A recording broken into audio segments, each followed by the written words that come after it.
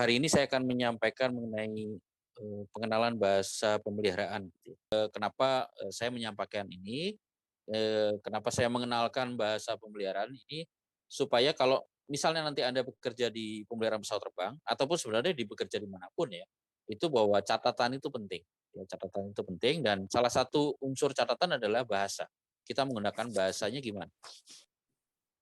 Oke, jadi di sini saya menyampaikan satu peribahasa gitu ya, mungkin kalau yang suka bahasa Indonesia tahu peribahasa ini bahwa bahasa menunjukkan bangsa gitu ya.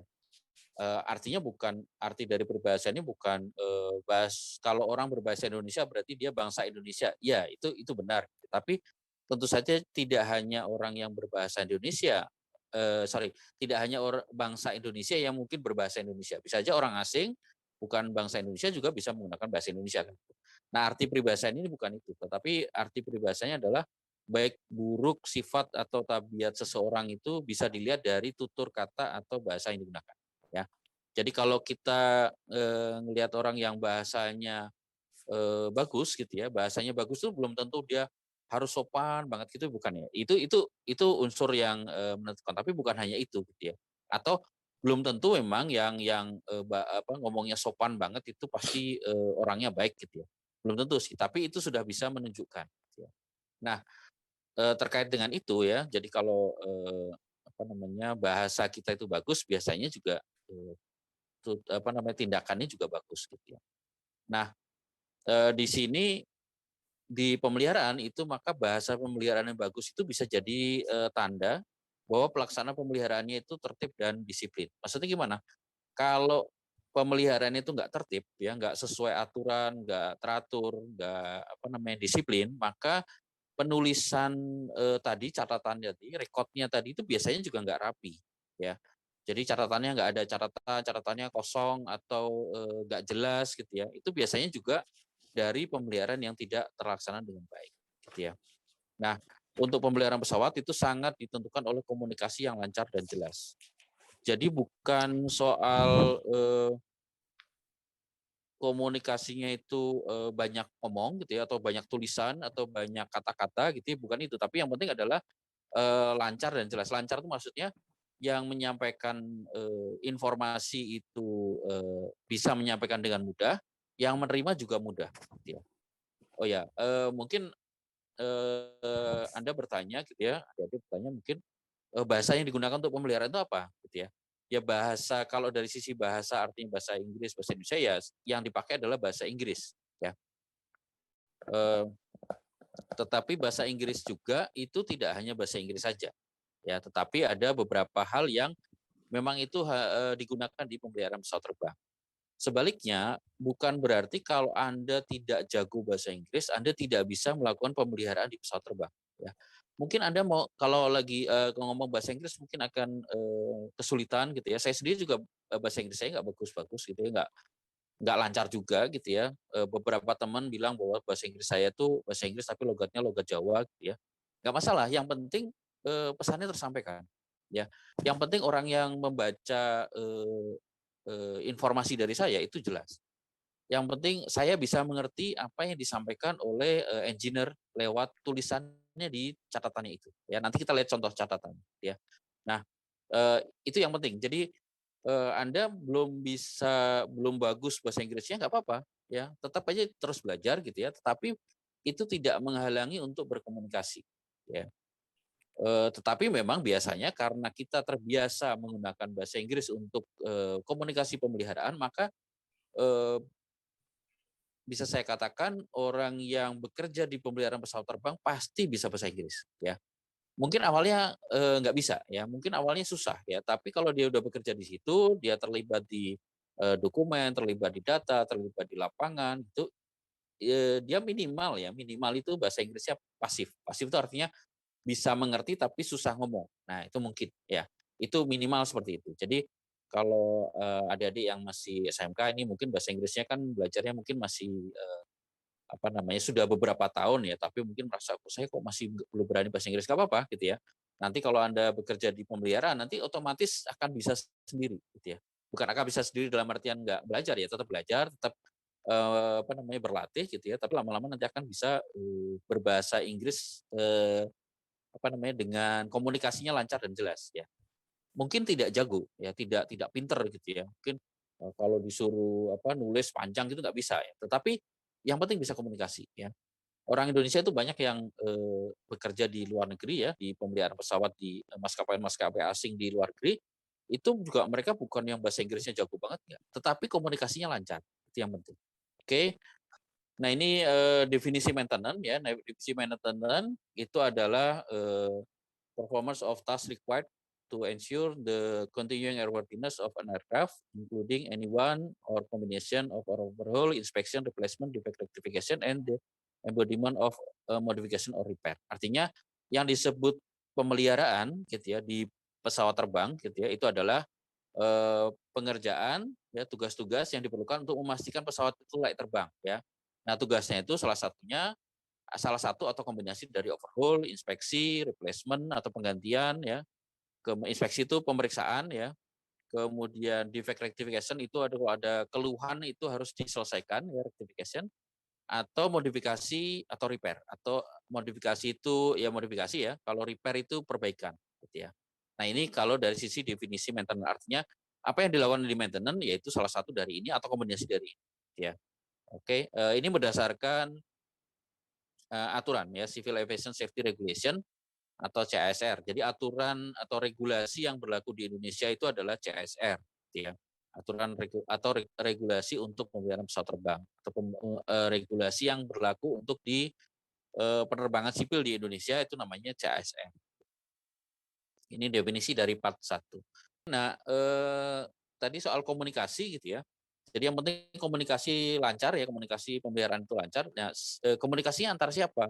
Komunikasinya itu bisa antara pilot dengan engineer atau mekanik, kemudian antara flight attendant ya, atau Anda sering ditaunya pramugari, pramugara, itu istilah lainnya adalah flight attendant dan mekanik ya, engineer atau mekanik, kemudian antar mekanik atau antar engineer, kemudian antara pabrik ke engineer atau mekanik gimana? Apakah pabrik itu langsung berbicara? Enggak. Pabrik dengan engineer ini berbicara dalam artian dalam bentuk manual ya, karena pabrik kan mengeluarkan manual, engineer harus bisa membaca manual itu ya. Kan itu sebenarnya kan komunikasi juga ya. Kemudian MRO itu maintenance repair overhaul atau maintenance repair organization, jadi tempat atau bengkelnya pesawat atau bengkelnya komponen itu juga ada pembicaraan atau komunikasi dengan engineer gitu ya. Jadi engineer harus tahu bahwa oh komponen ini telah selesai diperbaiki atau telah selesai di overhaul atau telah selesai diinspeksi. Itu beda ya. Kalau setelah overhaul berarti pemeriksaannya sudah menyeluruh. Tetapi kalau setelah di-repair atau setelah diperbaiki, itu berarti hanya yang rusak saja yang diperbaiki ya, tetapi tidak dilakukan pemeriksaan secara keseluruhan gitu ya. Jadi engineer akan tahu, oh berarti komponen ini karena dari MRO, dari bengkel itu bilangnya, ini komponen ini sudah di-repair. Artinya komponen ini sudah diperbaiki tapi dia tidak diperiksa menyeluruh. Jadi mungkin aja nanti umurnya akan lebih pendek ya, lebih cepat rusak ya dibandingkan dengan komponen yang habis overhaul. Ya kalau habis overhaul itu pemeriksaannya menyeluruh gitu ya. Jadi kerusakan sekecil apapun itu atau sesuatu yang tidak bagus itu langsung diganti. Itu kalau overhaul ya. Tapi kalau repair ya hanya yang rusak saja. Nah bisa aja yang bagian lain nanti akan rusak berikutnya. Ya, bisa seperti itu. Kemudian dari regulator dan engineer ini dia jelas ya, regulator itu baik dari personil inspektor perhubungan udara gitu ya, atau secara suratnya itu juga sama gitu ya. Jadi bahasa ini komunikasi ini perlu bahasa yang sama ya. Jangan sampai pilot ngomong apa, engineer-nya nggak paham. Pilot ngomong apa ya gitu ya. Yang pertama tentu saja bahasanya bahasa Inggris ya, karena itu yang berlaku di dunia ya, seluruh dunia itu berlaku bahasa Inggris. Meskipun pesawatnya itu pesawat Indonesia, terbangnya di Indonesia, pilotnya orang Indonesia, engineer-nya orang Indonesia, tetapi kalau terkait dengan komunikasi pemeliharaan dalam bentuk dokumen ya, atau pemeliharaan yang menyangkut istilah-istilah tertentu, bukan tertentu ya, banyak istilah itu pasti dalam bahasa Inggris gitu ya. Nah, jangan sampai apa yang disampaikan oleh pilot ini engineer nggak paham. Atau kebalikannya juga engineer menyampaikan ke pilot ya, pilotnya nggak paham gitu ya. Nah, nanti kita lihat, contoh dokumen yang, merupakan komunikasi pilot dan, engineer atau mekanik. Jadi yang dari banyak komunikasi ini, ya, pemeliharaan ini, yang saya mungkin, ambil contoh hanya yang dari pilot dengan engineer saja, ya. Nanti, apa namanya, bukan bukan hanya sih, yang banyak saya bahas gitu ya. Sebagian yang lain juga nanti akan saya bahas sedikit. Oke, kalau Anda pernah lihat, di pesawat gitu ya, pesawat sedang parkir gitu ya, sedang transit, terus kemudian ada engineer seperti gambar ini ya, dia, nulis-nulis di suatu, buku gitu ya, di sekitar pesawat ya, bisa di luar ya, bisa di bawah, bisa di, atas gitu ya, atau di dalam pesawat juga bisa gitu ya. Dia menulis-nulis buku. Nah, buku yang ditulis itu, seperti ini ya, di gambar yang sebelah kanan itu ya, kalau Anda bisa lihat. Jadi itu, bukunya itu, eee, beberapa halaman ya, banyak sih banyak halamannya dan biasanya rangkap ya, karbonize ya. Terus yang dicatat itu adalah, jadi si pilot menulis, pesawat ini terbang berapa jam, ya. Dia terbang dari mana ke mana, terbang berapa jam, terus ada problem nggak, ada keluhan nggak dari pilot, ya. Misalnya, oh lampu ininya nggak nyala, atau, apa namanya, AC-nya nggak dingin gitu ya, atau apapun kalau keluhan dari pilot ya, tentu saja keluhan berkaitan dengan, operasional pesawat ya, bukan keluhan dalam artian, saya sakit, kayak gitu bukan. Ini tentang pesawatnya. Jadi yang diomongin di sini pesawatnya, yang dicatat tuh, kondisi pesawatnya. Ya dia sakit, dia, ada nggak enaknya gitu ya si si pesawat ini gitu ya. Itu akan ditulis ya di buku ini ya oleh pilot. Nah nanti, engineer atau mekanik akan membaca, sehingga dia tahu, oh ada keluhan seperti ini gitu ya. Jadi begitu ada problem, itu pilot langsung, menuliskan di sini. Misalnya, oh engine-nya terlalu panas, oh ternyata, indikator ini suka, nyala mati gitu ya, misalnya, apa, berkedip-kedip gitu ya, itu akan ditulis oleh pilot, ya. Nah, nanti engineer akan melihat, oh ada keluhan ini. Nah, keluhan itu harus diselesaikan, harus dijawab, harus dilakukan tindakan, gitu ya. Nah, itu, komunikasi yang, utama dan resmi itu di lewat buku ini. Namanya bukunya ada yang nyebutnya, flight maintenance log, ada yang bilangnya flight log gitu ya, macam-macam ya. Tapi, kalau saya sering, tahu namanya adalah, aircraft flight maintenance logs gitu ya. Jadi kenapa disebut aircraft flight maintenance log, karena di sini juga ada log atau catatan penerbangannya. Jadi dia terbang kemana, berapa jam, itu dicatat oleh pilot di sini, di buku ini. Kemudian aircraft flight tadi ya, kalau flight itu penerbangan. Kemudian maintenance itu berarti catatan, maintenance ya, apa yang apa namanya, dilakukan oleh si engineer ke pesawat ini ada catatan. Ini contoh buku contoh isinya ya, ini tadi kan bukunya, gambarnya putih ya, ini, contohnya merah. Karena di dalam, bukunya itu, dia ada beberapa rangkap. Jadi sekali nulis itu pilot akan nulis biasanya bisa 3 sampai 4 rangkap ya. Kenapa kok sampai rangkap? Karena, yang aslinya itu masih tetap di buku itu, yang lainnya akan disobek, kemudian nah itu akan disimpan oleh bagian teknik, kemudian disimpan oleh bagian operasi, kemudian juga disimpan oleh bagian, keuangan ya. Karena di sini ada dia terbang berapa lama ya. Berarti nanti ngaruh ke apa namanya, bayar gaji, bayar jam terbang, kemudian bayar sewa pesawat gitu ya. Itu orang keuangan juga butuh. Nah, oleh orang teknik itu jadi catatan ya. Catatan bahwa, oh pesawat ini ada masalah ini, saya sudah laksanakan ini gitu ya. Sehingga, nanti bisa dianalisis, bisa dilihat, oh pesawat ini paling sering rusaknya rusak apa sih? Oke, bagian operasi juga sama, juga tahu bahwa, oh teknik melaksanakan ini. Nah, yang asli tetap di pesawat, ya, dibawa oleh si pesawatnya itu. Jadi, pilot bisa lihat tadi pesawatnya diapain. Terus kalau ada kerusakan bisa dilihat di halaman sebelumnya. Kemarin-kemarin rusaknya sama apa enggak, gitu ya. Itu fungsinya itu. Nah, makanya ini ada warna yang merah, ada yang warna putih gitu ya, karena itu beberapa halaman dengan beda warna biasanya, ya. Ini salah satu, dari maskapai namanya Metrojet nih, saya ambil dari googling aja, Anda googling, kalau googling AVML nanti akan muncul. Oke, ini contoh yang lain gitu ya, dari maskapai yang lainnya gitu ya. Jadi bentuknya bisa macam-macam ya, intinya bahwa di sini ada, pesawat itu terbang udah berapa lama, kemana gitu ya, terus kemudian problemnya apa gitu ya. Nah, nanti yang saya mau bahas itu yang soal problemnya saja gitu ya. Ini halaman yang lain, maksudnya, tipe yang lain ya, flight plan log yang lain gitu ya. Ini mungkin lebih enak ya tampilannya, warna-warna warna hijau itu artinya yang harus diisi gitu ya, misalnya gitu oleh pilot, kemudian warna putih itu mungkin yang diisi oleh, engineer atau, mekanik gitu ya. Next, Mbak. Oke, ini masih sama ya ini yang saya sering pakai dulu ya, bentuknya mirip seperti ini, kemudian yang saya lingkari merah itu maksudnya yang nanti akan kita bahas gitu. Yang akan kita bahas itu yang bagian yang saya lingkarin, warna merah. Yang saya lingkarin tadi isinya ini, jadi ada sebelah kiri itu ada diskrepensi, itu artinya ada keluhan gitu ya. Pesawatnya punya keluhan apa, punya kerusakan apa ya.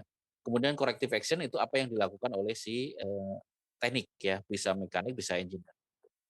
Oke, ini yang penting yang saya, utamakan ini aja. Di sini ada fault code itu kode kerusakan. Jadi pesawat itu kalau rusak ada kodenya ya, kalau mungkin Anda yang suka, main kode-kodean gitu ya, mungkin lebih seneng gitu ya. Karena di pesawat ada kode, nanti kode itu artinya apa gitu ya, bisa.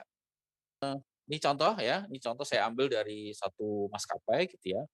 Itu, tulisannya mah nggak mungkin kurang jelas ya tulisan di situ, jadi saya crop aja itu kurang jelas, tapi tulisannya itu di sebelah kanan itu, board and ground run complete, result was okay gitu ya. Bahasa Inggris kan, ya. Ini, ini adalah tindakan yang dilakukan oleh si, teknik ya, meskipun tidak ada keluhan, ya. Jadi tidak hanya keluhan saja yang ditulis ini, tapi apapun yang dikerjakan oleh teknik itu juga bisa dicatat ya. Ini, di sini bot itu artinya kedua ya, dua-duanya ya, bot eng itu singkatan dari engine. Karena ini, kolomnya atau sorry barisnya ini kecil ya, kecil dan, tersedianya dikit, maka yang nulis di sini harus berhemat, harus, menggunakan mungkin berbagai singkatan ya, supaya cukup ya, kalau enggak kan habis, lembarannya banyak banget gitu. Nah ini, singkatannya ENG itu engine ya, buat engine ground run complete ya. Jadi engine-nya itu sudah di ground run, istilahnya itu di ground run tuh bukan dipanasin ya, dicoba ya, di-run ya, dinyalakan engine-nya ya, tapi di ground ya, jadi tidak terbang gitu ya, untuk mengetes apakah engine-nya itu baik-baik saja. Gitu. Jadi kemampuannya seperti pada saat dia terbang, tetapi dia di ground gitu ya. Nah, ini yang melakukan engineer gitu ya. Nah, engineer, mencatat bahwa setelah saya lakukan, ground run ya, sudah komplit, sudah selesai semua, hasilnya adalah oke. Ya, oke oke itu biasa bahasa atau istilah yang biasa digunakan di pemeliharaan juga. Oke itu artinya ya bagus gitu ya. Nah, contohnya seperti itu. Nah, ini salah satu contoh, apa namanya, catatan ya, bahasa yang digunakan oleh si, engineer. Wah, jadi pilot tahu bahwa, oh kemarin sudah atau tadi sudah dilakukan ground run, hasilnya bagus. Artinya engine-nya bagus, gitu ya.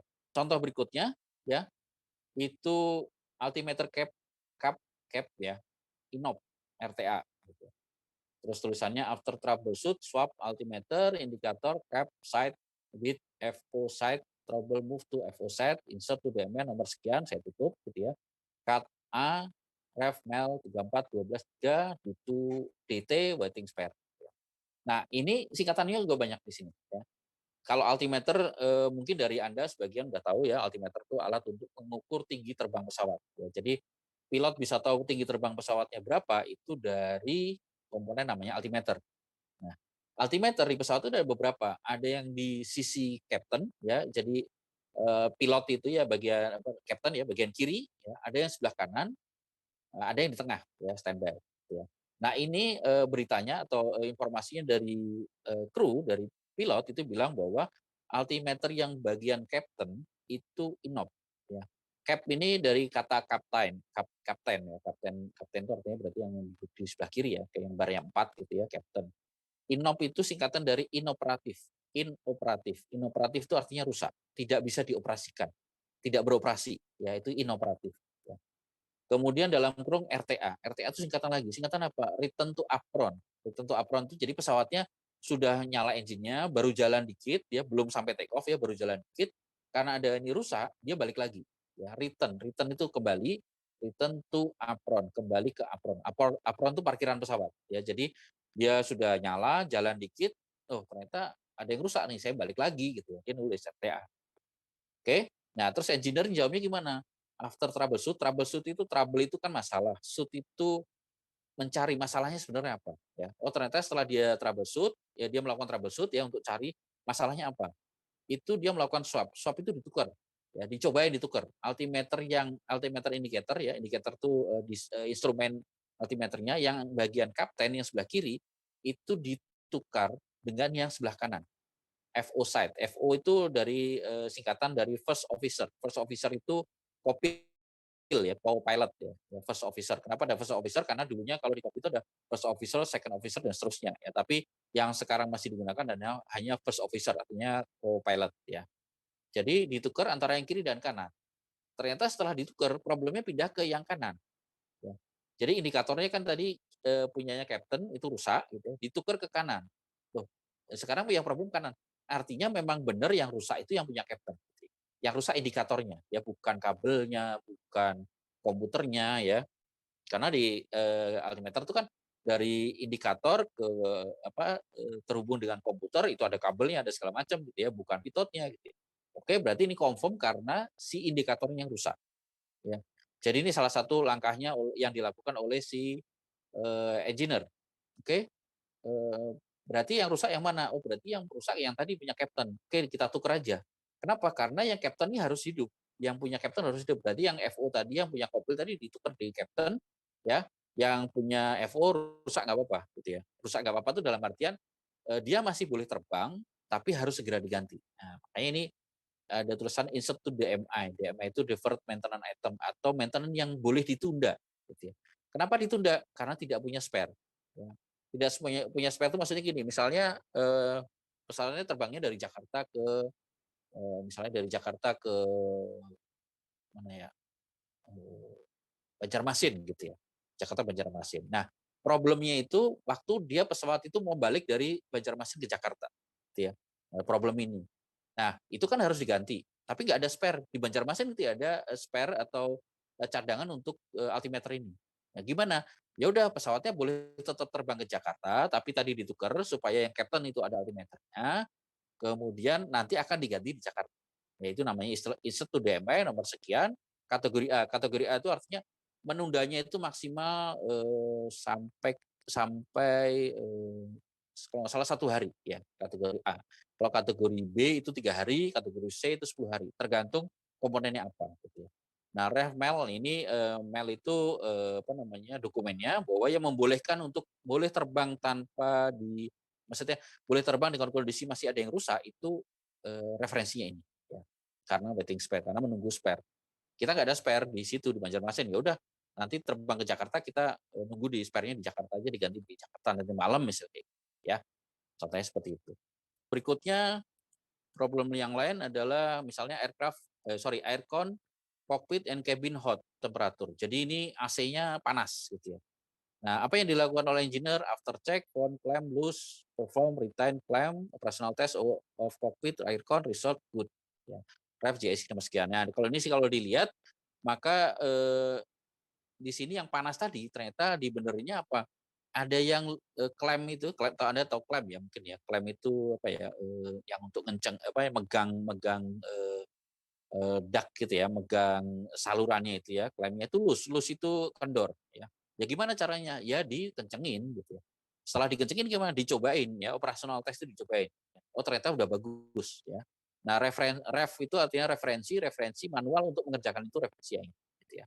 Nah itu komunikasi bahwa pilot punya problem ya, engineer menyatakan bahwa udah saya cek ini ada yang apa namanya kendor, sudah saya kencangin, sudah saya cobain berdasarkan manual yang ini. Gitu ya. Kemudian yang lain, nah ini tulisannya kan mulai tulisannya ada yang jelek nih ya, Captain kadang, tapi masih kebaca, ya masih jelas yang penting. During taxi out, we experience the engine to no low pitch and the PSC fault. Ya ini pesawat yang pakai propeller bahwa saat dia taxi out itu artinya keluar dari apron tadi, dia mengalami engine 2-nya itu no low pitch. Jadi pitch-nya itu sudutnya si propeller itu harusnya low, harusnya rendah sudutnya.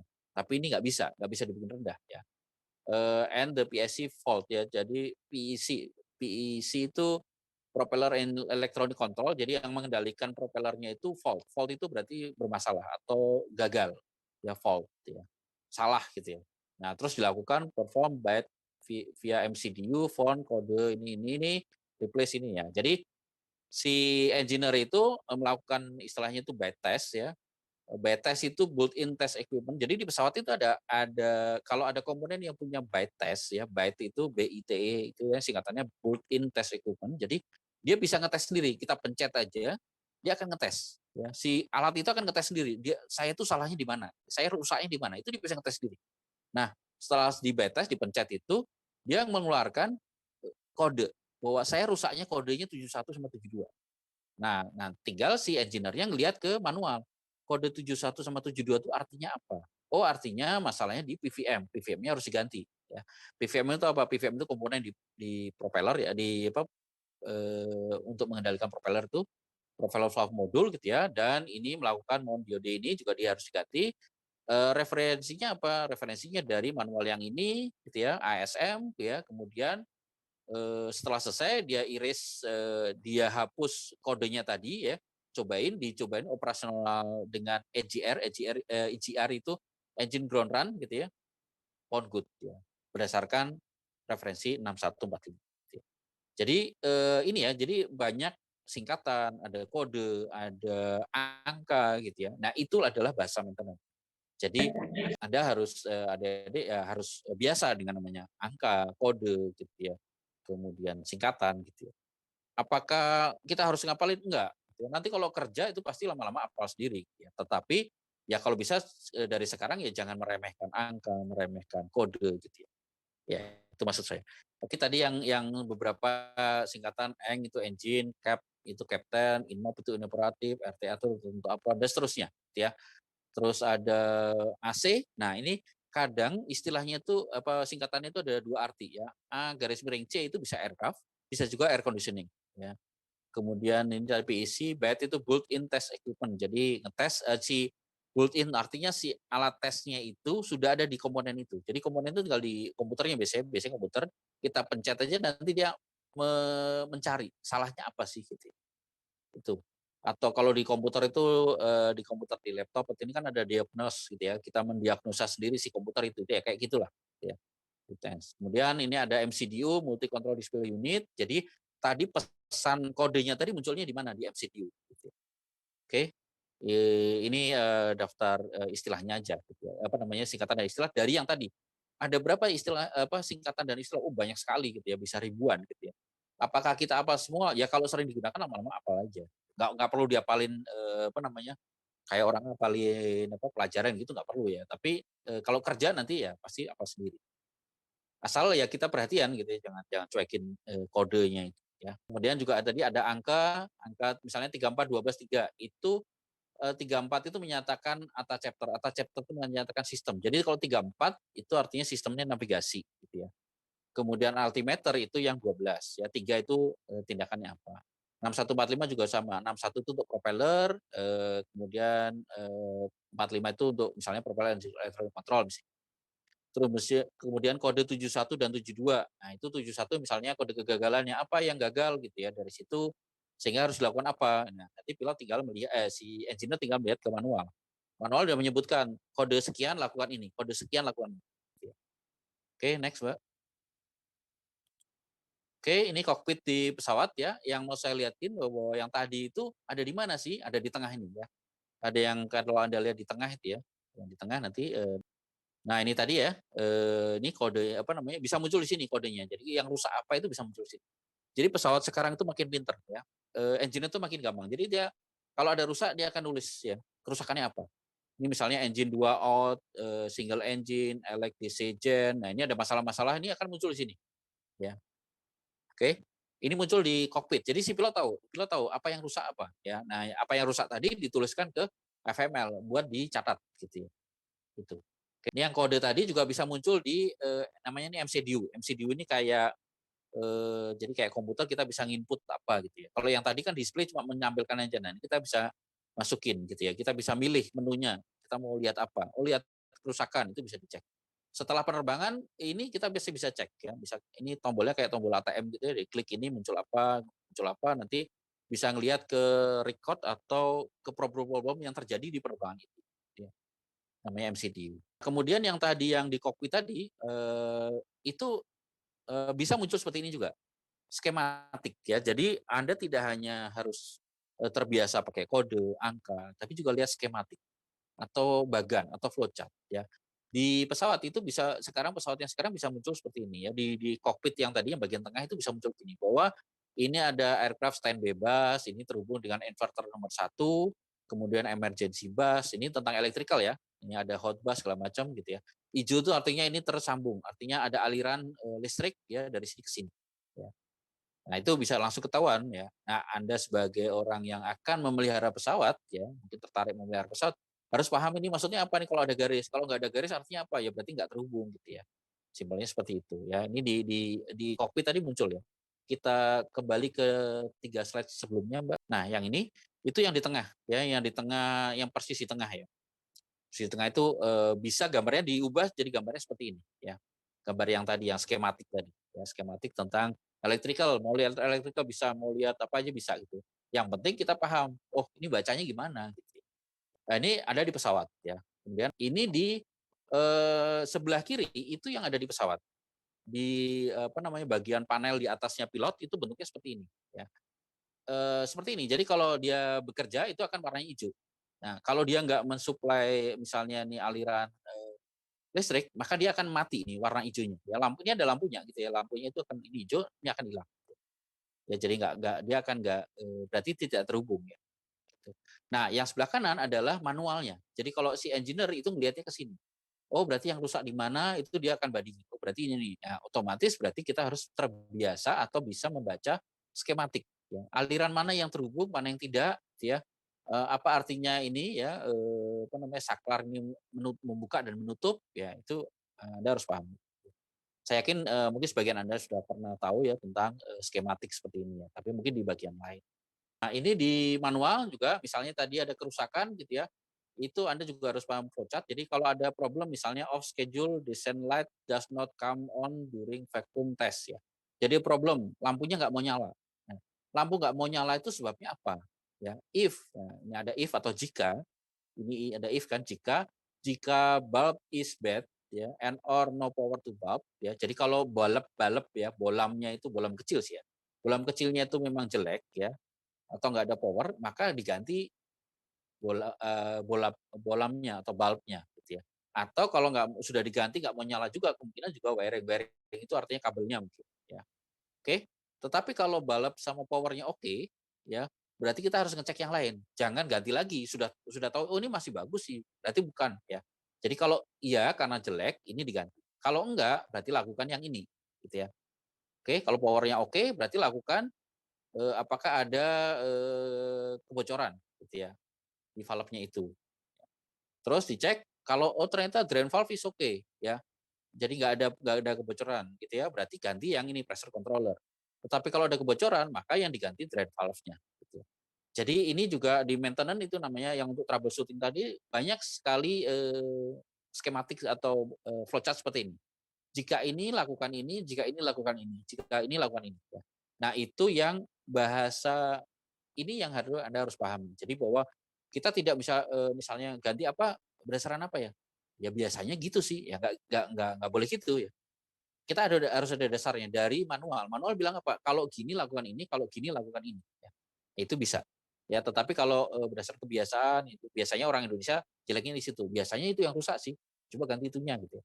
Sebenarnya dari pabrik sudah memberikan petunjuk gitu ya. Nah, ini maksud saya tadi bahasa dari pabrik, komunikasi dari pabrik ke engineer itu seperti ini. Nah, ini ada juga apa namanya? Ini nomor dari tadi atas chapternya ya. Halaman berapa itu jadi dasarnya dari engineer. Nah, kemudian kita juga harus tahu bahasa lokasi. Bahasa lokasi itu yang rusak bagaimana? Misalnya ini namanya apa? Dorsal fin. Ini namanya apa? IPU access door gitu ya. Ini apa namanya? Nose radome dan segala macam. Ini komponen-komponen pesawat ya. Ya kalau nanti Anda merawat pesawat ya pasti tahu semua komponennya ya. Mungkin ada komponen-komponen yang nggak tahu persis ya, tapi secara umum secara garis besar harusnya tahu ya. Nah, bisa juga kalau ada kerusakan misalnya di kulitnya pesawat ya, skinnya pesawat itu di sebelah mana gitu ya. Itu sudah ada nomornya sebenarnya. Di pesawatnya nggak ada tulisannya, tapi engineer atau yang memelihara itu bisa melihat kode nomornya itu di manual ya. Ya, misalnya ini kalau kita lihat nih jendela ke nomor 3 itu berarti station namanya di station ya. Jadi di daerah mana ya, nomor berapa. Itu caranya si engineer dan mekanik bisa tahu, bisa berkomunikasi oh rusaknya sebelah sini gitu ya. Kan nggak ngomong, rusaknya, di apa namanya, badan sebelah kiri gitu aja, susah kan badan sebelah kiri luas gitu ya, tapi sebelah kiri yang mana ya, di antara stasiun sekian sampai sekian. Ini, kalau engine pesawat itu ngitungnya engine satu itu sebelah dari paling kiri ya, kita ngelihatnya dari belakang ya, nomor satu, nomor 2, nomor 3, nomor 4, nomor nah, jadi jangan sampai salah, nanti pilot bilang, engine nomor 2 masalah itu, berarti yang di sini kan. Nah, misalnya, si mekaniknya memperbaikinya di sebelah sini gitu ya, kan salah jadinya ya. Apalagi kalau sampai sampai salah ganti gitu ya, salah ganti engine, wah parah sekali itu ya, kayak orang ngoperasi salah operasi kan gitu kan. Nah itu komunikasinya harus, bahasanya harus sama. Yang disebut engine satu tuh yang sebelah mana? Yang sini ya, dilihat dari belakang sebelah sini. Sebelah kiri itu sebelah mana? Ya sebelah kiri sebelah sini. Dilihatnya dari belakang, bukan dari depan ya. Kirinya kita, left hand-nya kita, tangan kiri kita, tapi kita ngelihat dari belakang gitu ya. Contohnya seperti itu. Naik kokpit juga sama, itu ada P1, P2, P itu artinya panel ya, panel satu, panel 2. Nah itu, setiap komponen di pesawat itu ada lokasinya. Ya lokasinya namanya apa? P1, oh berarti panel satu sebelah kiri. P2 itu di tengah, P3 itu yang sebelah kanan, dan seterusnya, gitu ya. Juga yang, dari tadi juga kita sudah bahas bahwa Anda juga harus paham tentang bahasa gambar, gitu ya. Gambar itu maksudnya dikasih gambar bisa paham, ini komponennya apa, gitu ya. Komponennya di mana. Nah, kalau dilihat ini ada yang sebelah kanan atas itu ada gambar, gitu ya, di situ ada A, si A, berarti kita ngelihat ke bagian A. Kalau mau lihat lebih detail di gambar A, ya. Kalau yang lain mungkin yang bagian ini E gitu ya, misalnya A. A berarti kita lihat ini gambar A, overvalve. Jadi yang gambar ini adalah perbesaran dari gambar yang sebelumnya, misalnya gitu ya. Gambar A ya sebelah kiri ya, sebelah kiri paling kiri itu kan gambar A. Nah di A itu sendiri nanti ada B gitu ya. Ya kalau Anda lihat sebelah kanan dikit ada B gitu ya. Nah itu gambarnya B seperti ini. Artinya jangan sampai kita ngelihat gambar bingung, ini gambar apa ya? Ya kita lihat aja besarnya itu ini apa? Oh ini di sini, di sebelah sini. Nah itu, bagiannya apa? Dilihat lagi dan seterusnya, gitu ya. Ini contoh juga di gambar biasanya juga disebutkan arah nih, ada tulisan di gambar sebelah kanan itu ada tulisan FWD, kalau Anda lihat ya FWD ada panah tulisannya FWD, itu dari kata forward. Forward itu artinya depan, jadi arah depannya sebelah mana, gitu ya. Jadi Anda nggak bingung, ini komponen sebelah mana sih, depan apa belakang gitu ya, ngelihatnya dari mana gitu ya. Nah, bahasa gambar itu juga penting ya. Jadi untuk bisa memelihara pesawat Anda harus paham bahasa Inggris jelas gitu. Bahasa Inggrisnya kan tadi nggak bahasa Inggris yang rumit ya, tetapi banyak istilah. Nah itu banyak istilah, singkatan yang itu Anda ketahui kalau gimana ya, kalau Anda kerja ada training nanti lama-lama tahu. Ya, lama-lama sudah familiar, lama-lama hafal gitu ya. Ada apa namanya tadi singkatan, istilah, skematik, ada gambar, ada posisi gitu ya, dan macam-macam ya. Nanti masih ada banyak bahasa atau hal-hal lain yang harus diperhatikan kalau kita berkomunikasi dalam pemeliharaan gitu ya. Saya kira itu dari saya gitu ya. Sebenarnya masih banyak yang bisa disampaikan tentang bahasa ini ya, bagaimana untuk memahami pemeliharaan. Tapi nggak mungkin saya sampaikan semua karena Anda juga kan masih belajar ya. Jadi untuk mengenalkan saja bahwa oh berarti kalau saya tertarik gambar itu kepake nggak? Oh kepake banget gitu ya. Gambar, Anda suka kode, Anda suka skematik ya, bagan gitu ya, itu penting. Kalau Anda merasa, "Saya nggak jago bahasa Inggris," nggak apa-apa, belajar terus bahasa Inggris. Itu aja dari saya, terima kasih.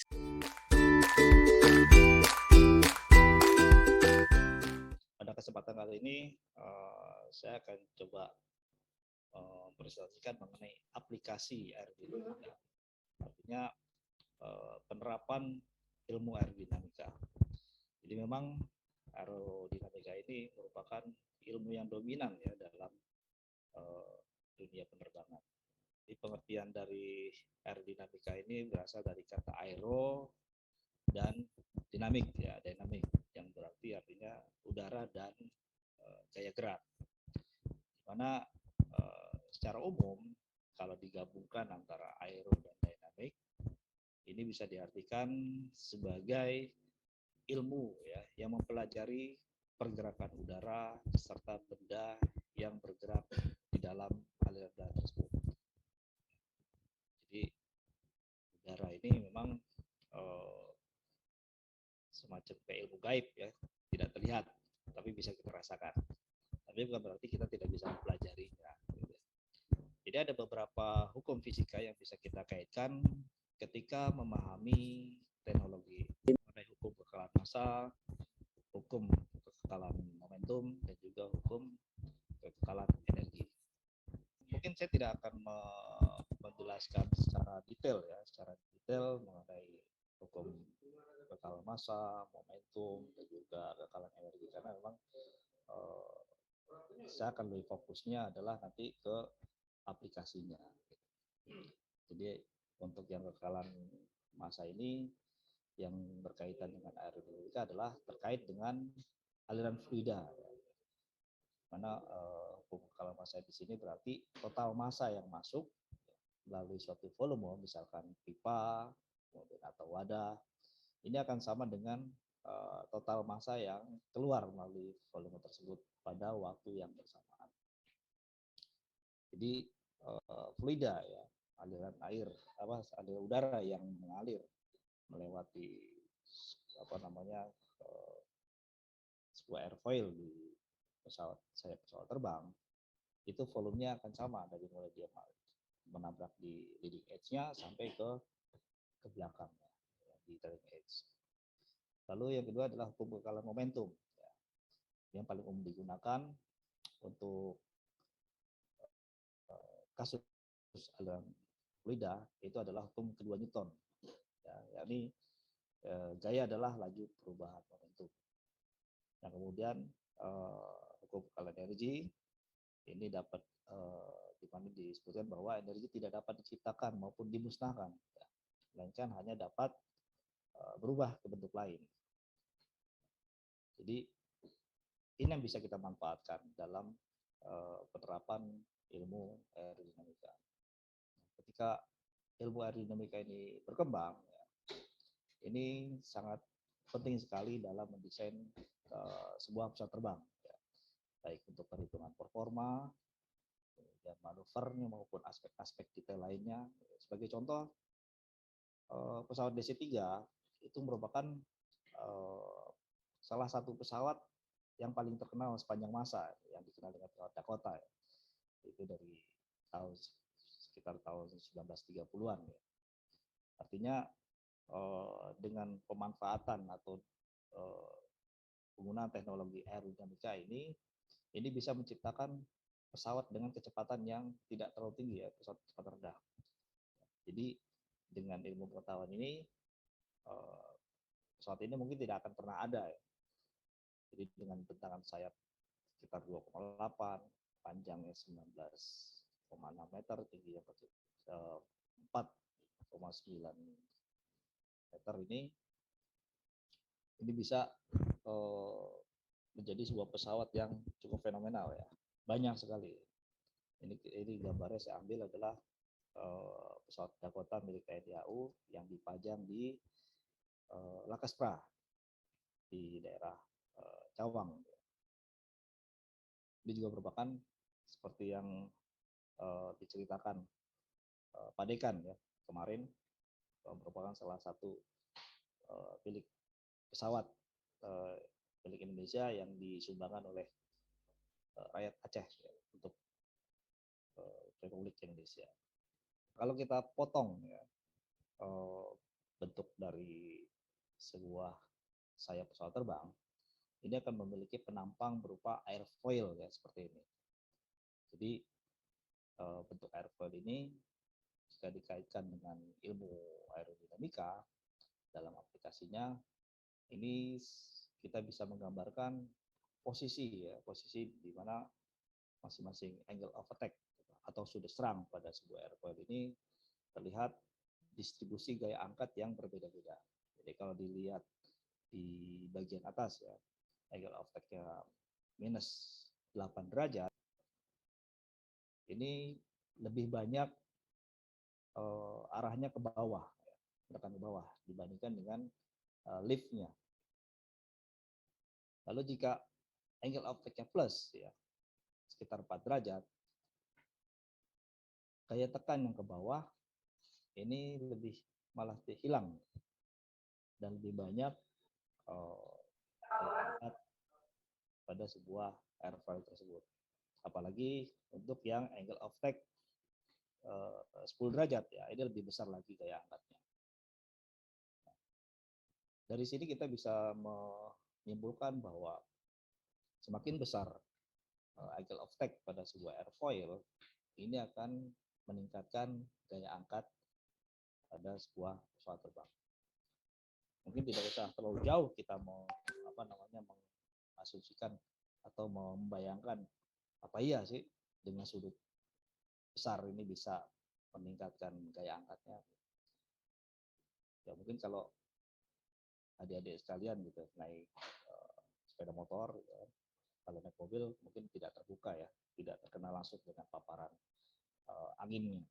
Mungkin kalau naik motor gitu kecepatan tertentu lah, mungkin sekitar 60 atau 70 km per jam. Mungkin kalau yang tidak pakai kopling, tangan sebelah kiri bisa dianalogikan sebagai airfoil. Bisa merasakan angle of attack-nya, sudut serangnya.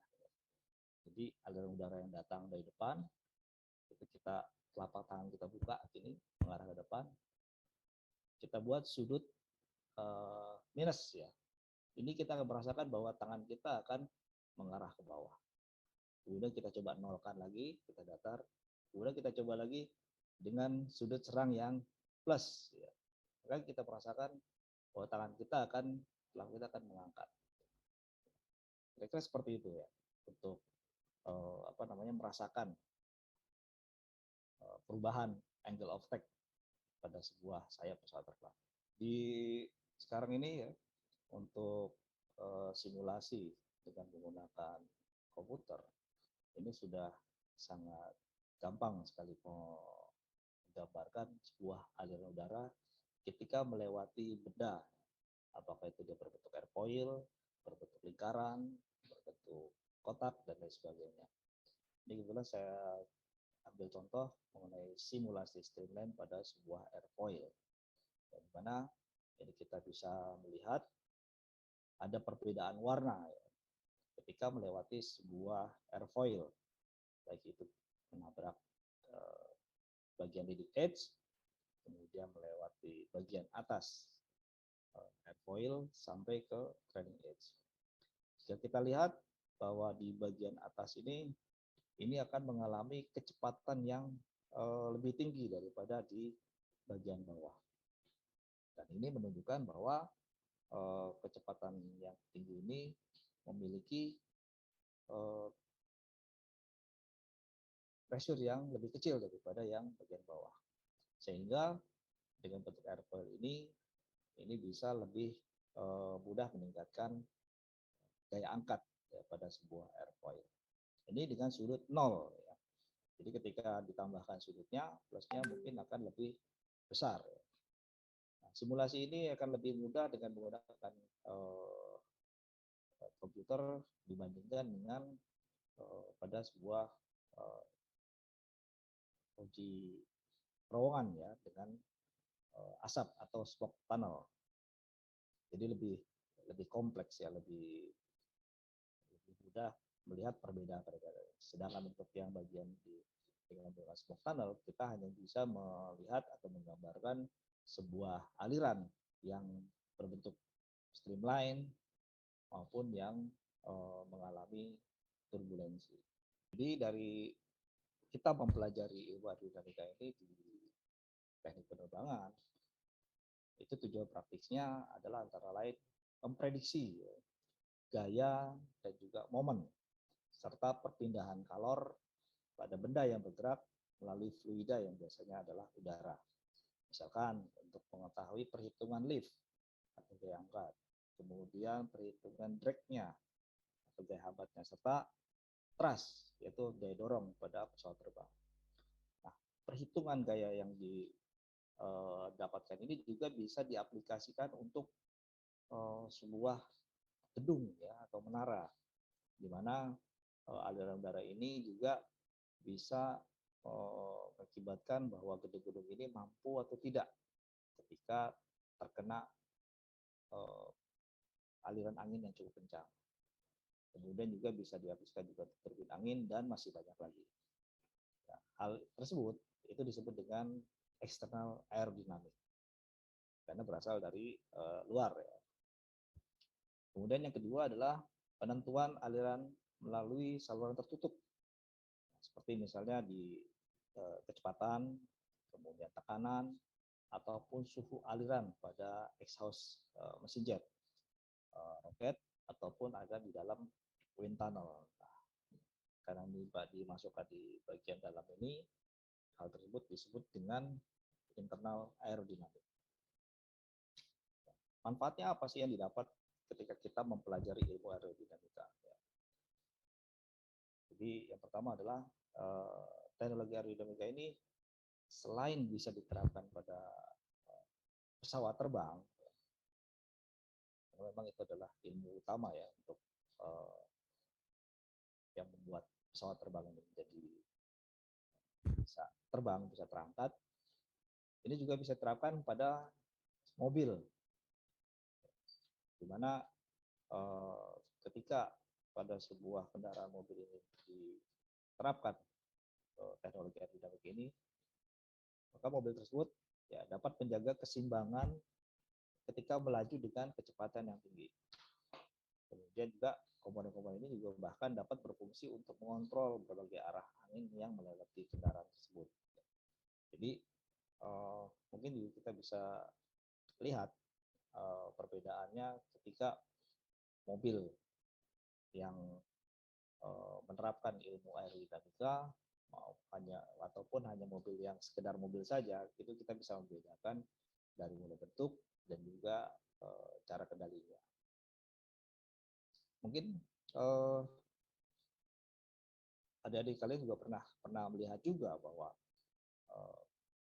pada sebuah kendaraan bis misalkan, jika kita bedakan dengan kendaraan sedan, ketika terjadi hujan, itu kan terlihat di bagian belakang kendaraannya ini akan terjadi turbulensi yang cukup besar.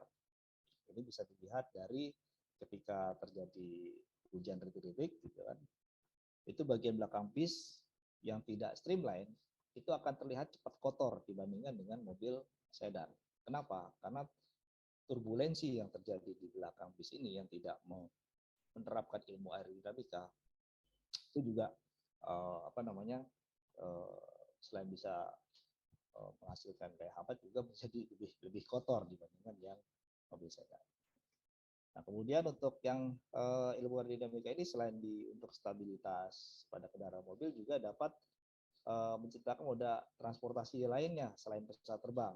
Ya, contohnya adalah hovercraft, kemudian wind tunnel effect, dan juga bisa menciptakan untuk wahana rekreasi permainan baru seperti free fall simulator atau indoor skydiving. Di mana kita ketahui bahwa skydiving merupakan salah satu olahraga dirgantaraan yang memerlukan adrenalin yang cukup tinggi dan juga memerlukan pesawat terbang untuk melakukan kegiatannya. Nah, supaya juga bisa melakukan skydiving tanpa harus menggunakan pesawat, tanpa terpengaruh sama cuaca, ini bisa dengan menggunakan free fall simulator yang kita bisa ciptakan. Berikut akan saya coba tampilkan juga ya beberapa video mengenai aplikasi dari ilmu aerodinamika. Nah, ini adalah gambaran aliran udara ya, yang mengaplikasikan tentang ilmu aerodinamika dari pesawat, kemudian mobil, dan juga ini yang sebelah bawah ini adalah yang wing ground effect. Jadi pesawat ini yang tidak bisa terbang terlalu tinggi ya, karena memang hanya memanfaatkan aliran dari ground effect-nya dari sebuah sayap pesawatnya.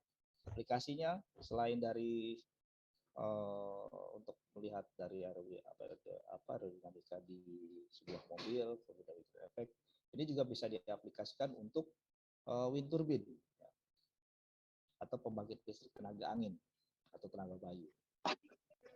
Setelah itu juga bisa menciptakan sebuah hovercraft. Ini yang kanan atas, yang berjejer 5 ini. Ini adalah hovercraft buatan Indonesia Raya. Kebetulan juga beberapa engineer-nya adalah desainernya dari alumni Universitas Dirgantara Marsikal Surya Dharma. Dan yang bawah ini adalah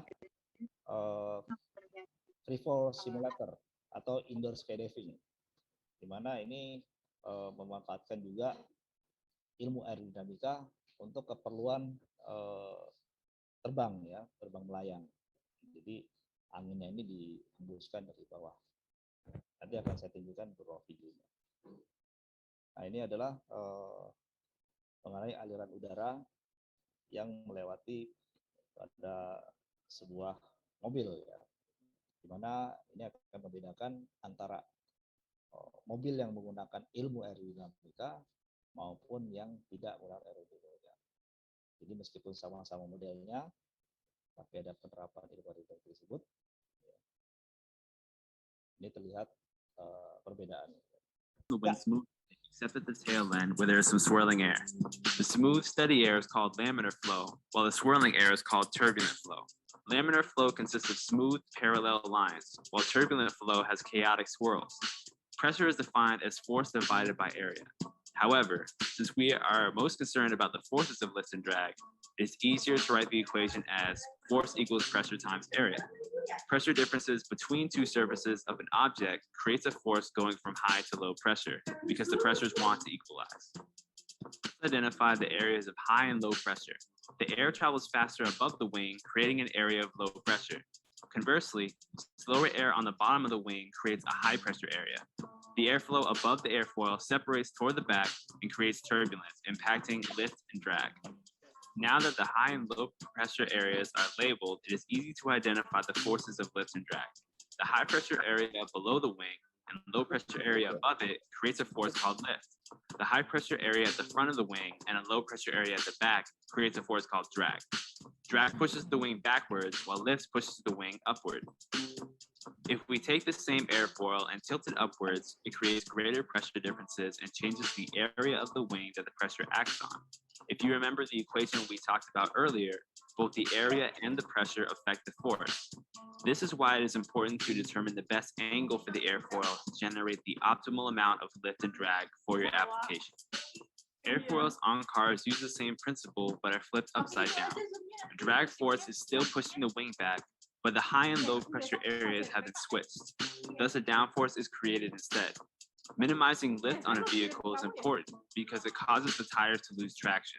Less traction causes bad handling and slower accelerations. Airfoils use a downforce to push the back of the car down. Let's take a closer look at these effects on sports cars. Say air is flowing from right to left. The basic airflow around the car would look like this. Air approaches the front of the car, traveling in laminar flow. As it goes around the car's body, the air separates at the back of the car, and parts of the flow become turbulent and swirl. The flow in the back is an area of low pressure, while the shaded regions on the front and bottom of the car represent areas of high pressure. The pressure difference between the front and back creates drag, and the pressure difference between the top and bottom creates lift. Now let's look at the car with the spoiler. The airflow around it is similar, but with key changes in pressure differences. When the air hits the spoiler, pressure builds up, causing a decrease in lift. The flow is then deflected upward with increasing drag. However, the advantage of less lift is greater than the disadvantage of more drag, so the spoiler will improve the car's performance. Instead of using spoilers, we can use an airfoil that decreases lift without increasing drag. Air flows around the car, but this time a localized pressure difference at the airfoil creates a downforce that doesn't block the airflow like the spoiler. Lift is decreased without significantly increasing drag. In order to test these principles, we built a small wind tunnel. Wind tunnels are usually large and have a controlled current of air or smoke moving through them. Here's the setup. At one end is the nozzle where the smoke is introduced. Next to it lies the test section where the object of study is placed. The fan in the back pulls the smoke out the other side. When performing the experiments, we use lights to illuminate the test section. It is important to redirect the light in the wind tunnel to create a good contrast between the smoke and background. In this empty wind tunnel, you can easily see the flow. From the nozzle to the test section, you can see the smoke accelerating and flowing smoothly through to the other side. Now let's get down to the fun stuff. We chose a 1/24th model Porsche Carrera to test because it's a high-performance sports vehicle that I would like to own someday. Take a look at the streamlines. The smoke flows smoothly over the front of this gorgeous machine, but eventually becomes turbulent at the back of the car. Slow motion really captures the path of the turbulent airflow. Let's see that again. Nice. Next, we try looking at the effect of a spoiler on the Carrera and how it blocks the flow over the rear of the car to create a high pressure zone. Air flows over the top of the car and eventually hits the spoiler. After hitting the spoiler, the air is deflected in two directions.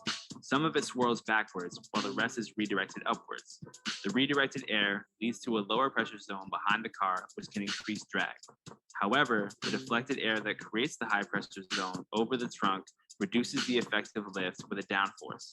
In other words, your car will be able to accelerate faster and handle better. Next, we have an airfoil that demonstrates the effects of pressure difference in their relation to lift and drag. The smoke sticks to the airfoil until it separates near the tail. The area under the flow separation is lower pressure because there are only small amounts of air there, which causes the air above it to expand and fill the space, creating turbulence. The slower airstream moving under the airfoil creates a higher pressure zone.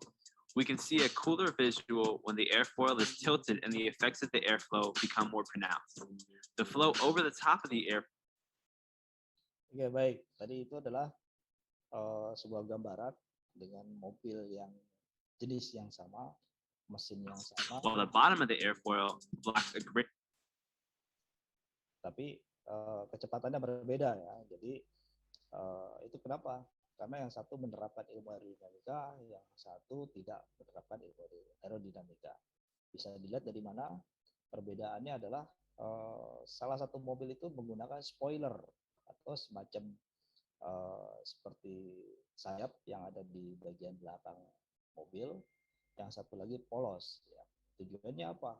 Tujuannya adalah untuk meningkatkan daya tekan di bagian belakang mobil sehingga traksi atau gesekan ban belakang di mobil tersebut menjadi lebih lebih menapak di aspal dibandingkan dengan mobil yang tidak menggunakan spoiler. Karena ketika kecepatan tertentu mobil tersebut seolah-olah seperti mengambang ya, akibat ada aliran udara yang melewati di bagian bawah. Sehingga kecepatan mobil yang menggunakan spoiler tadi menjadi lebih cepat, ya, padahal masih dengan mesin yang sama. Berikutnya saya akan menunjukkan tentang ilmu aerodinamika yang diterapkan pada sebuah MotoGP, ya, di mana ini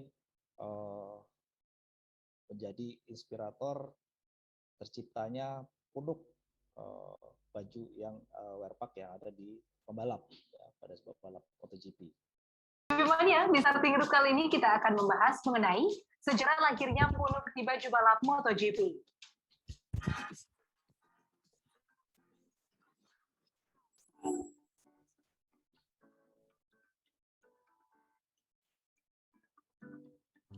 Sampai tahun 1980-an, aerodinamika di dunia balap motor, khususnya balap Grand Prix, hanya fokus dengan motornya saja.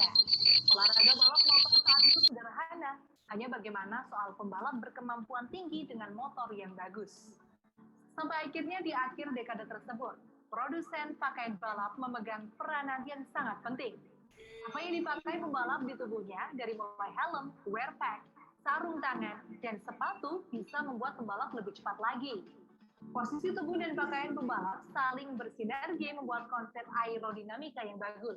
Saat trek lurus misalnya, kepala pembalap akan menunduk, tangan akan dilipat ke tengah, kaki didekatkan dengan bodi motor, ya seperti yang sering kita lihat saat ini. Punuk di wearpack pembalap ternyata juga memiliki peranan ketika pembalap melakukan gerakan ini. Itulah bagaimana punuk dihadirkan produsen baju balap Dynist di tahun 1988. Awalnya, punuk ini tidak ditujukan untuk aerodinamika, tapi untuk menjaga keselamatan bagian belakang tubuh dan kepala pembalap dengan dibuat dari busa dan karet. Saat itu, pelindung tulang belakang berkembang cepat sebagai part pelindung paling penting selain helm, untuk melindungi kepala. Masih banyak kelemahan yang membuat para produsen berlomba untuk menciptakan yang lebih baik. Selain soal perlindungan, kenyamanan pembalap memakai punuk ini juga harus diperhatikan. Aman itu penting, tapi percuma kan kalau nggak nyaman. Nah, itu dia yang menjadi pusat pengembangan punuk saat itu. Kenyamanan juga menopang keselamatan. Material yang lentur tapi kuat terus dikembangkan hingga punggung pembalap sangat aman dari benturan. Pembalap profesional asal Bologna, Pier Francesco Chili, adalah pembalap pertama yang memakai punuk di 1988. Beberapa tahun setelahnya, barulah potensi part baru perlindungan pembalap mulai diakui. Adalah Gianfilippo Brogia, pembalap pertama yang menikung memakai sikunya yang semakin membuat punuk ini populer. Setelah mencoba racing suite baru dengan punuk, Ruggia merasakan kestabilan yang jauh lebih baik saat melaju di kecepatan tinggi. Pembalap asal Prancis ini mencari posisi terbaik saat melaju dengan kecepatan tinggi memakai punuk ini. Kemudian Ruggia semakin paham posisi tersebut membuat pembalap lebih nyaman soal konsentrasi, lebih menghemat energi, dan tentu lebih cepat. Gerakannya menjadi dasar seperti yang sering kita lihat sekarang ini. Posisi itu sangat menguntungkan dari sisi keselamatan dan kecepatan. Sejak saat itu, punuk terus dikembangkan dari dua sisi. Yang pertama dari sisi aerodinamika, dan yang kedua dari sisi keselamatan. Riset di terowongan angin pada pertengahan 90-an membuat ilmu soal aerodinamika punuk semakin jelas. Punuk semakin berkembang dan bentuknya semakin kompak dengan helm, tangki motor, posisi pembalap, dan juga punggung pembalap. So if you are interested with information about MotoGP, don't forget to subscribe, like, share, and comment this video. And also don't forget to activate the notification bell so you can get notifications on your phone when there are new videos from this channel. I'm Para Parhatu Saimasen and I'll see you in the next video. And see ya. Have a great day, everyone. Ya, baik. Itu adalah tadi sisi dari MotoGP ya untuk aplikasi dari ilmu aerodinamika. Lalu bagaimana dengan dari sisi penciptaan energi? Ini bisa diaplikasikan untuk pembangkit listrik tenaga angin. Ini akan saya tunjukkan bahwa aplikasi dari aerodinamika juga bisa dimanfaatkan untuk pembangkit listrik ya, tenaga angin dari pembentuk airfoil yang seperti pada sayap pesawat terbang. The blades of a wind turbine capture the energy of the wind, but how do they do it? Let's take a look at the section view of a blade. It shows a wing profile, just like the wings of airplanes. The shape of the blade is what makes the wind turbines rotate, but only if the angle of attack is right. By pitching the blade into the wind, the blade generates lift. The direction of the airflow is a combination of the wind and the airflow caused by the rotation of the rotor. And this is where the wind turbines differ from airplanes. Near the blade root, the radial velocity of the blade is low. But near the blade tip, the radial velocity of offshore turbines can be as high as 80 meters per second. That is 8 times faster than Usain Bolt during a 200-meter sprint. This is why the tip of the blade is twisted into the direction of the airflow. It ensures the right angle of attack to harvest as much energy from the wind as possible. We hope you enjoyed our 60-second lecture. Want to know why turbines have 3 blades? Click here to watch our previous video in our 60-second series, and make sure to click here to subscribe to our channel. Nah, itu adalah wind turbine, di mana merupakan aplikasi dari ilmu aerodinamika yang kita pelajari, ya. Di mana untuk menghasilkan putaran yang bisa memutarkan generator sehingga menghasilkan tenaga listrik.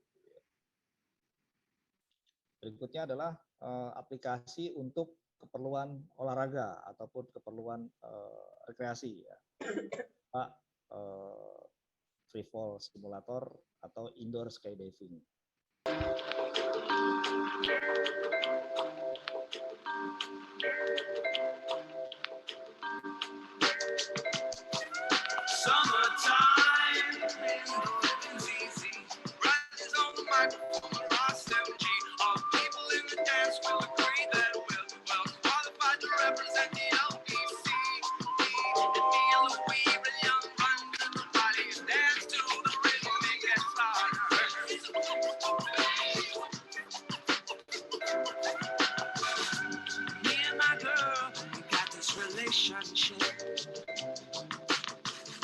I love her so bad, but she treats me like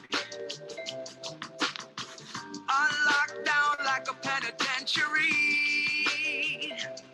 She spreads her loving all over, and when she gets home, there's none left for me. Summertime, the living's easy. Riley's on the microphone with Ross MG. All the people in the dance will agree that we're well qualified to represent the LBC. Me and Louise, we gon' run to the party, dance till the rhythm it gets harder.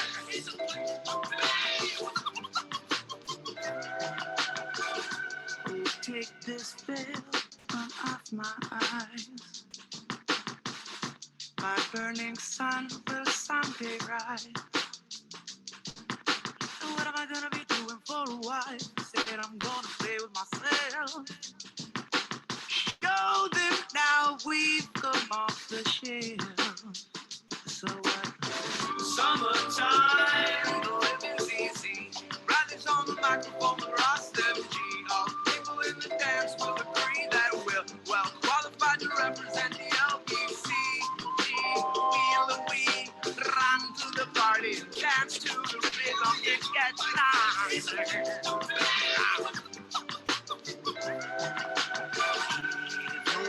Come to tell you that she's evil, most definitely evil. Only scandalous and evil, most definitely. The tension is getting harder. I'd like to pull her head underwater. Oh. Me and my girl, we got a relationship. Me and my girl, we got a relationship. My girl, we got a relationship. Oh, and my girl. Take a tip from me. Riley's on the microphone with Ross MG. All the people in the dance will agree that we're well qualified to represent the LBC. Me, la la la, we want everybody right into the rhythm, make it get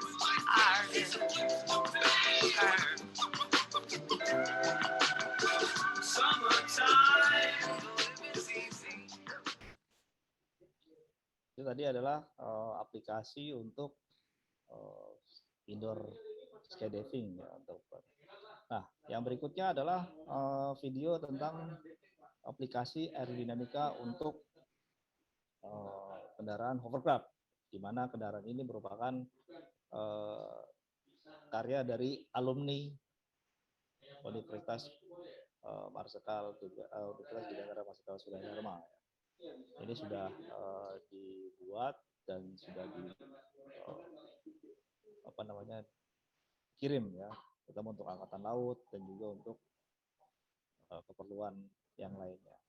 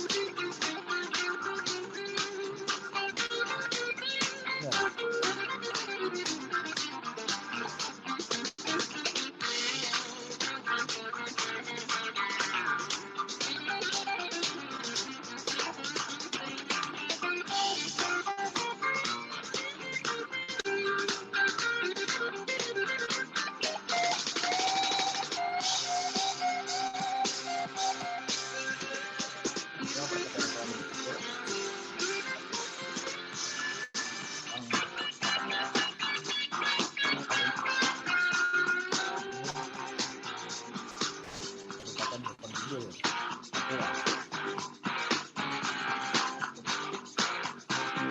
Betul ini adalah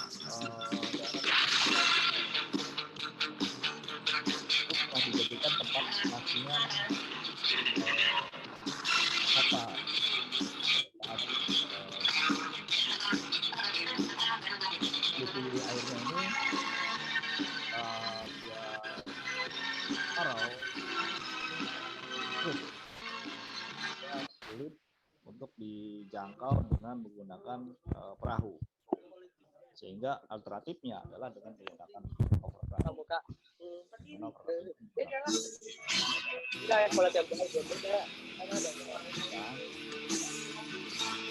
Yang mengukur ya.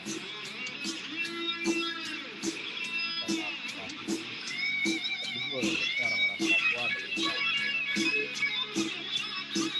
itu kalau yang lebih kecil yang kotak ringan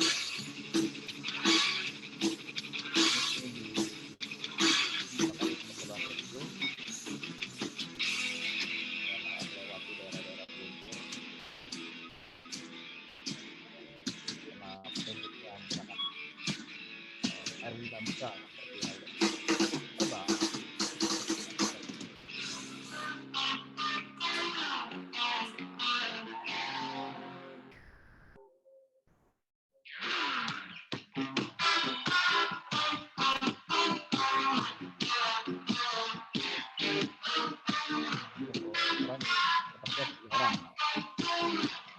ini lokasinya kebetulan di Danau Sibujur.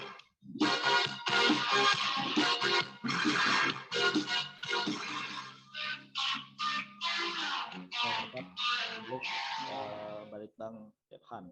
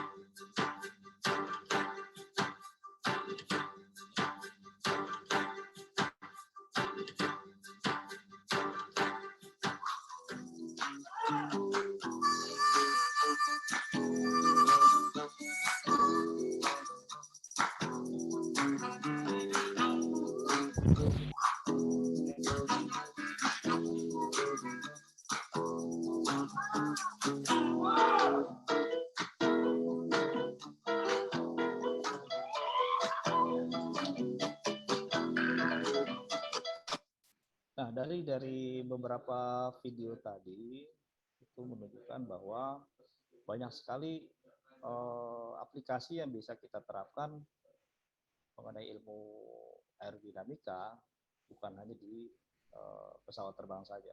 Di mendalami ilmu aerodinamika, ya ini akan sangat membantu dalam pekerjaan di dunia penerbangan, ya, kesimpulan seperti itu. Memang karena memang aerodinamika ini juga merupakan ilmu yang pokok, gitu ya. Tapi aplikasinya selain di dunia penerbangan juga bisa diaplikasikan untuk bidang lainnya, untuk pembuatan moda transportasi yang lainnya seperti watercraft, kemudian wind effect di mobil, MotoGP, wind turbine dan sebagainya. Juga bisa diaplikasikan sebagai sarana olahraga seperti indoor skydiving.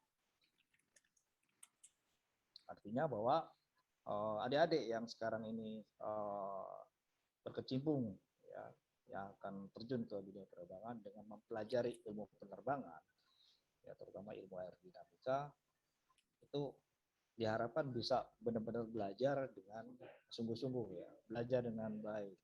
Karena dunia dunia pekerjaan itu tidak hanya di penerbangan saja. Ilmunya bisa diterapkan untuk yang lainnya. Ya, seperti tadi ya, untuk di hovercraft ya, kemudian juga untuk aeromodeling dan sebagainya. Di Universitas Dirgantara Markal Surya Dharma itu mahasiswa-mahasiswanya ada beberapa unit kegiatan mahasiswa. Ya, itu ada hovercraft juga, ada aeromodeling, langsung diaplikasikan. Itu saja yang bisa saya sampaikan. Terima kasih. Mungkin ada pertanyaan dari Grace ya.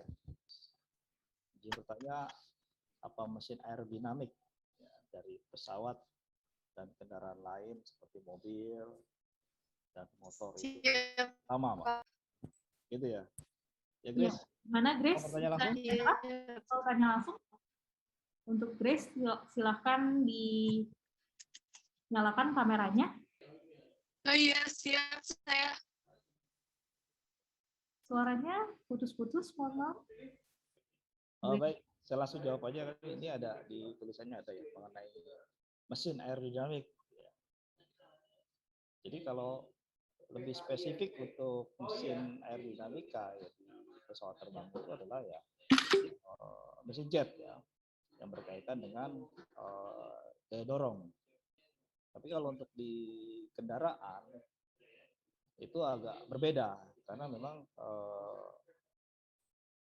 daya dorongnya ini atau lajunya ini berkaitan dengan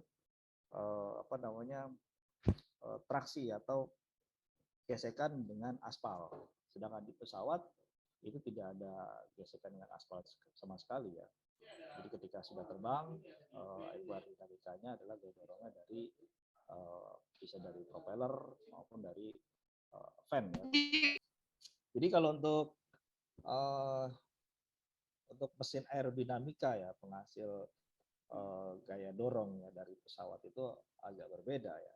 Jadi kalau untuk yang dari pesawat itu menggunakan fan, turbofan atau juga dengan menggunakan propeller. Sedangkan untuk yang di kendaraan darat ya, mobil, itu gaya dorongnya mesin aerodinamikanya itu adalah efek dari laju kendaraannya itu sendiri. Jadi putaran mesinnya memutar roda yang bergesekan dengan aspal. Jika dia melaju dan menghasilkan udara di kendaraan tersebut, barulah ada efek aerodinamikanya. Sedangkan di pesawat itu langsung menghasilkan thrust yang dihasilkan dari Kirim dong. Seperti itu, Grace. Gimana Grace? Apakah ada yang mau ditambahkan pertanyaannya? Oh siap, udah siap mengerti Bu. Oh ya, baik. Seperti kayak dorongan dari itu ya. Mesin jet atau mesin propeller? Mesin jet kan seperti ada dorongan dari. Ya, jadi udara yang masuk itu dikompresi, kemudian Seperti dari kipas turbonya itu ya Pak. Betul, itu dari kompresornya. Jadi udara masuk, ya, kemudian dikompresi, kemudian terjadi pembakaran, lalu dikeluarkan memutar turbin. Lalu turbin itu juga memutar fan ya untuk menghasilkan masukan udara kembali. Jadi dia siklusnya seperti itu. Siap, terima kasih Pak. Ya, sama-sama. Ya, terima kasih. Mungkin kalau sudah di Universitas Dirgantara Markal Surya Dharma akan lebih mendalam lagi pembahasannya, gitu ya. Akan lebih detail lagi dibahasnya. Pertama nanti pada saat pemeliharaan nanti dengan Pak Mufti untuk pemeliharaan engine-nya seperti apa, gitu. Itu akan lebih detail lagi. Siap Pak, terima kasih. Sama-sama. Baik Pak. Ini ada pertanyaan selanjutnya Pak di kolom chat dari Farid kelas 11, izin bertanya, dalam luasnya ilmu aerodynamics, cakupan pekerjaan di bidang apa dan apa yang dipekerjakan dalam penerbangan? Luasnya ilmu aerodinamik ya, cakupan pekerjaannya. Kalau di dunia penerbangan itu ada kaitannya dengan desain dari bentuk pesawat itu sendiri, Kemudian itu kalau di bodi pesawatnya ya, di bentuk pesawatnya. Itu yang kaitannya dengan performa, kemampuan manuvernya, kemudian untuk dari bentuk bentuk sayapnya supaya dia bisa lebih irit lagi, lebih efisien dalam penggunaan bahan bakar. Artinya drag-nya itu lebih berkurang sehingga penggunaan bahan bakarnya juga konsumsi bahan bakarnya lebih kecil. Kemudian juga banyak hal yang dilakukan di dalam dunia penerbangan. Di bagian engine juga, terutama untuk asupan Rahayu. kompresi, kemudian di pembakaran, itu juga sangat berpengaruh dengan ilmu aerodinamika. Gitu, Farid. Lagi pertanyaan, Pak. Mohon maaf, saya bacakan ya, Pak. Izin bertanya, saya Aris dari kelas 11. Sebelumnya sudah jelaskan tentang kertas cek pada pesawat. Mungkin ini ke Pak Mufti ya, Pak, pertanyaannya. Pertanyaan saya, apakah ada banyak macam untuk kertas cek pada pesawat dan apakah fungsinya sama seperti yang biasa digunakan? Saya agak ini soal yang kertas cek itu maksudnya apa ya? Tapi mungkin nanti dimaksudkan checklist. Kalau checklist memang ya ada banyak. Jadi di pilot itu banyak checklist yang harus dilakukan. Maksudnya bahwa sebelum start engine harus melakukan ini, setelah start engine melakukan ini. Kalau itu yang dimaksudkan sebagai checklist, ya ada banyak. Pramugari juga punya checklist. Untuk pemeliharaan, engineer juga punya checklist namanya task card gitu ya. Tapi kalau yang dimaksudkannya kertas ceknya tadi itu yang AFML tadi, kalau yang utama yang digunakan di pemeliharaan hanya yang AFML tadi. Yang pramugari itu ada lagi namanya cabin log ya, cabin maintenance log. Itu isinya juga misalnya pramugari ada keluhan. Jadi keluhannya misalnya ada kursi nomor sekian tidak bisa di reclining ya, tidak bisa agak mundur gitu. Nah, itu akan ditulis di namanya cabin log kayak tadi tapi yang bentuknya cabin ya. Khusus antara pramugari ke engineer atau ke mekanik. Nanti mekanik yang khusus bagian kursi akan memperbaiki bagian itu. Gitu ya. Itu kalau yang dimaksudkan yang lognya tadi ya, yang saya sampaikan di presentasi. Tetapi kalau maksudnya ceknya itu checklist ya, kertas cek itu untuk checklist ya, pilot punya checklist, pramugari punya checklist, engineer juga punya checklist. Jadi setiap pekerjaan apapun ya, itu seharusnya ada prosedur dan ada checklistnya. Karena tidak mungkin seseorang itu menghafalkan semua pekerjaan di pesawat ya, karena terlalu banyak. Sehingga untuk jangan sampai lupa, maka ada bentuknya checklist ya. Jadi kalau di maintenance misalnya ada pekerjaan pertama dibuka dulu ya, untuk buka panel gimana, dibuka fastener dulu gitu ya. Nah, setelah selesai fastener dibuka, nanti harus dicentang atau harus ditandatanganin. Kemudian setelah dibuka fastener, dibuka panelnya, kemudian centang lagi, kemudian inspeksi di dalamnya selesai, kondisinya bagus, centang lagi atau tanda tangan lagi dan seterusnya. Kalau itu maksudnya checklist ya, ada banyak checklist di pesawat, baik untuk pramugari, untuk pilot, untuk engineer gitu ya. Dan bahkan untuk pekerjaan-pekerjaan lain juga ada yang checklistnya. Gitu. Itu kalau pertanyaan tentang kertas cek maksudnya itu ya.